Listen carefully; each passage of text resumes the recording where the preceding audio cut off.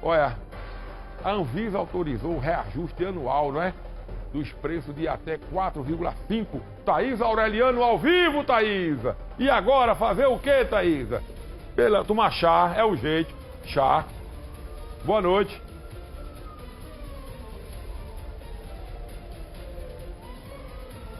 Oi, Vinícius. Boa noite. A você e a todos. Pois é, teve reajuste nesse último domingo, 4,5% no valor dos medicamentos. Isso em todo o país. Reajuste esse inferior do que os últimos anos.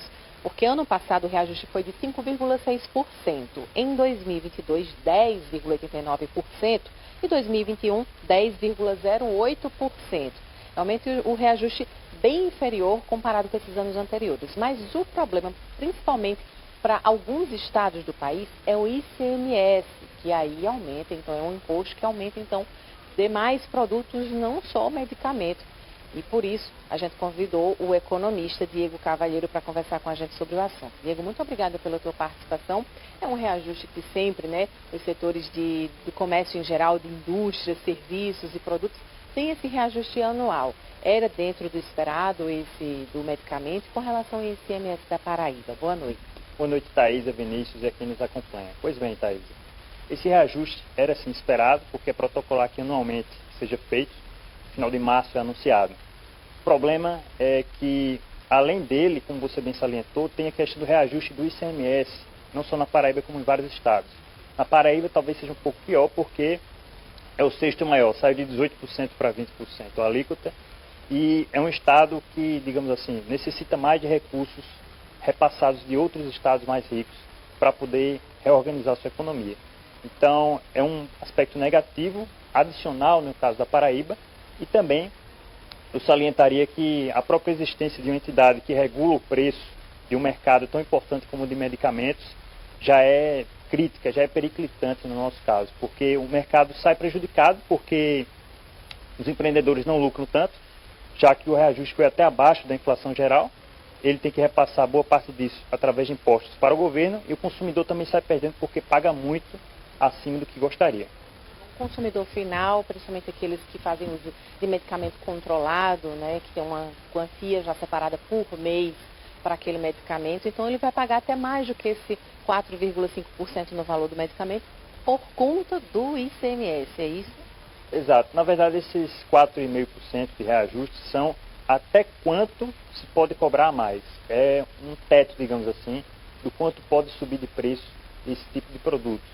E os farmacêuticos, a indústria, de forma geral, tem a opção de até reajustar menos, o que é difícil porque, como eu disse, o reajuste máximo é abaixo da inflação geral. Então, além de tudo, tem a questão do ICMS, que saiu, como eu falei também, de 18 para 20. Tudo isso acaba exacerbando os encargos sobre esses produtos. E, ironicamente, o próprio Nelson Mussolini, né, o nome é bastante famoso, que é presidente do Sindicato dos Farmacêuticos no Brasil, ele foi contra esse reajuste porque prejudica não só o consumidor, como também a própria indústria, que não consegue reajustar o suficiente, muitas vezes, para cobrir os próprios custos. É uma herança, uma das muitas heranças do Brasil, do fascismo de Mussolini, além da CLT, que tem mais de 900 artigos. Essa questão de uma entidade centralizadora controlar os preços de vários mercados. É o que prejudica também o tratamento, né, desses pacientes que às vezes precisam de mais de um tipo de medicamento para regular seu problema de saúde. As entidades também, né, farmacêuticas e de categoria, também avaliam que isso pode ocasionar um problema de saúde, já que se onerar muito o medicamento, possa ser que o paciente interrompa aquele tratamento ou faça uma substituição não adequada. Isso é o que de fato acontece na economia quando um tipo de produto, alimento, serviço, ele fica mais caro, a população deixa de consumi-lo, há uma substituição, isso também afeta a economia como um todo. Sim, Thaís. No caso dos medicamentos, são bens que na economia chamamos de baixa elasticidade. Ou seja, o aumento de preço, que intuitivamente geraria uma redução no consumo, acaba não acontecendo dessa forma. Ou seja, como é um bem essencial para muitas pessoas que o utilizam, o aumento de preço faz com que, ao invés de ela deixar de consumir o medicamento, ela deixe de consumir outros bens que também são importantes, porém, na escala de prioridade, estão abaixo dos medicamentos, para poder manter o tratamento.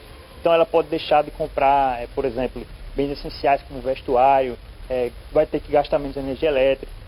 talvez tenha que comer menos também, talvez tenha que se transportar menos para os lugares e assim por diante. Então, afeta o orçamento familiar em outras prioridades que podem estar abaixo dos medicamentos. Muito obrigada pela sua análise, Vinícius, e volto agora com você. A Isa falou bem aí, ó. Quando a medicação extrapola o orçamento, muitas pessoas abandonam o tratamento. Porque um tratamento a longo prazo, a pessoa acha, não, eu vou cortar agora, depois não. Aí quebra toda uma cadeia, né?